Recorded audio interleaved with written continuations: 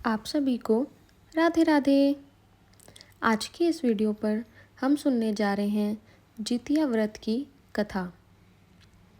जितिया व्रत, जिसे जीवित पुत्रिका व्रत भी कहते हैं, यह माताओं द्वारा अपनी संतान की लंबी उम्र और सुख समृद्धि के लिए रखा जाता है। यह व्रत बहुत कठिन होता है और निर्जला रखा जाता है। व्रत के दौरान पूजा पाठ के बाद जितिया व्रत कथा को सुनना या पढ़ना बहुत शुभ माना जाता है। इस कथा के बिना व्रत अधूरा माना जाता है। तो आइए यहाँ जितिया व्रत कथा का पाठ करते हैं। एक जंगल में एक सेमल के पेड़ पर एक चील रहती थी और पास की झाड़ियों में एक सियारनी रहती थी।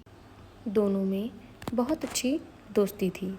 एक दिन उन्होंने कुछ महिलाओं को जितिया व्रत की बातें करते हुए सुना। महिलाओं ने बताया कि यह व्रत संतान की लंबी उम्र और सुख समृद्धि के लिए किया जाता है। चील और सियारनी ने भी यह व्रत रखने का फैसला किया। शाम तक दोनों ने निर्जला व्रत रखा, लेकिन रात होते ही सियारनी को बहुत तेज़ भूख लगी। भूख बर्दाश्त न होने पर उसने मांस और हड्डी खा ली और अपना व्रत तोड़ दिया। जब यह बात चील को पता चली तो उसने सियारनी को खूब फटकारा और कहा कि जब व्रत नहीं रखना था तो संकल्प क्यों लिया। वहीं चील ने अपना व्रत पूरी निष्ठा के साथ पूरा किया।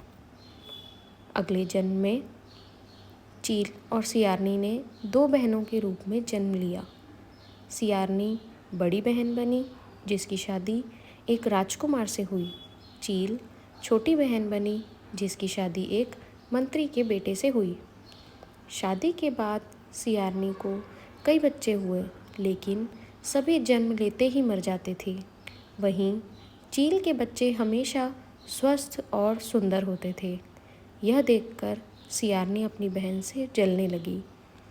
उसने कई बार अपनी बहन के बच्चों को मारने की कोशिश की, लेकिन हर बार असफल रही। एक दिन सियारनी को अपनी पिछली जिंदगी और व्रत तोड़ने की गलती का एहसास हुआ। उसे समझ आया कि उसके बच्चे इसलिए नहीं जीवित रह पाते क्योंकि उसने पिछले जन्म में व्रत का अपमान किया था। पश्चाताप करके उसने अपनी बहन से माफ़ी मांगी और फिर से जितिया व्रत का पालन किया। इस व्रत के प्रभाव से सियारनी को सुंदर और स्वस्थ पुत्र की प्राप्ति हुई। ऐसा कहा जाता है कि जो महिलाएं इस व्रत का पालन करती हैं, उन्हें कभी संतान से जुड़ी मुश्किलों का सामना नहीं करना पड़ता। बोलिए जितिया भगवान की जय। अगर आपको ये वीडियो पसंद आई हो तो इसे please like, share and subscribe ज़रूर कीजिएगा।